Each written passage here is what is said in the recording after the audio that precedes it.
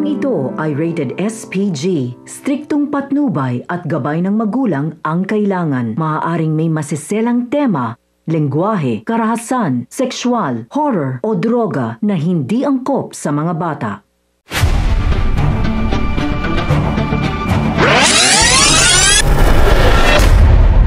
Mga kapamilya, hindi pinagbigyan ni Ramon ang mga hiling ni Mokang at patuloy niya pa rin itong ikinulong sa mansyon dahil sigurado umanong magiging banta ito sa kanya kapag hinayaan niya itong makaalis at malamang magsusumbong ito sa mga kapulisan tungkol sa kanyang mga iligal na ginagawa at sa kanyang tunay na pagkatao.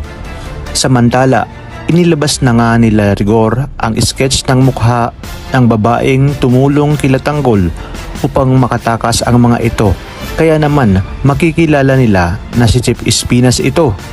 Ngunit itatanggi naman ni Espinas ang mga paratang sa kanya at makakalusot nga siya dahil hindi niya naman masyadong kamuka ang nakadrawing sa sketch ni Rigor. Ganun pa man, hindi nga basta-basta maniniwala si Rigor sa mga sinabi ni Espinas at malakas umano ang kutob niya na si Chief Espinas ito.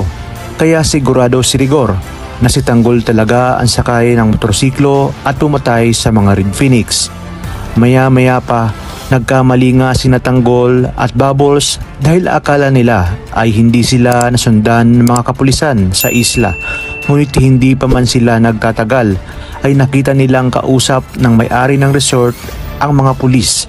Kaya naman dali-dali silang tumakbo papalayo sa lugar upang tumakas at sa likod nga sila dumaan. Kaya muli na naman nga silang makikipaghabulan at barilan sa mga kapulisan. Sa inyong palagay, kasama na naman kaya si Rigor sa mga pulis na humahabol kina Tanggol at muli kayang magkikita sina Rigor at Tanggol? At dito na kaya tututuhanin ni Rigor ang kanyang banta na sa oras na makita niya si Tanggol sa labas at makumpirma niya na ito ang naka-enkwentro nila ay totodasin niya na nga ang ating bida. Dagdag suliranin pa kila Chief Espinas at Balatukan ang pangungulit ni Olga na makuha nga ito si Tanggol dahil ito na umano ang itinakdang oras para tapusin si Tanggol, lalo pat unti-unting umaayon sa kanya ang kanilang mga plano ni David. Pinagbantaan niya na nga si Balatukan na sa oras na hindi pa rin nito ibigay si Tanggol ay siya mismo ang pupunta sa bilibid para damputin umano si Tanggol. Ngunit tila mahihirapan siya dahil mapagdedesisyon na ni Espinas na ibalik ang paunang bayad ni Olga dahil di hamak umanong mas mataas ang naiaakyat na pera ni Tanggol sa kanila.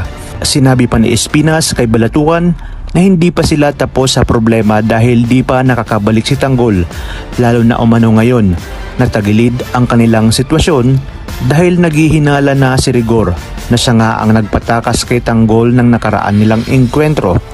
At sa oras umanong makarating ito sa itaas, ay tiyak na sabay-sabay silang masisibat sa pwesto. Dahil sa galit ay mapipilitan siyang ibalik ang mga kaibigan ni Tanggol sa Bartolina at hanggat di pa bumabalik ang kanilang kaibigan ay mananatili ang mga ito sa Bartolina. Gagawa nga sila ng paraan upang matuntun si Tanggol bago pa mahuli ang lahat. Kinakailangan niya umanong maunahan ang kapulisan at si Rigor nang sa gayon malinis na ang kanyang pangalan sa oras na magtangkang bumalik si Rigor sa bilibid at magagawa niya lang umano pag personal niya nang naiharap si Tanggol kay Rigor. Sa inyong palagay, malulusotang kaya ni Espinas ang gulong kanyang kinasasangkutan kung makakabalik agad si Tanggol sa kulungan? Kaya naman mga kapamilya, pakaabangan natin ang mga susunod na kaganapan dito lang sa pambansang teleserye ng Sambayanan, ang FPJ's Batang Quiapo.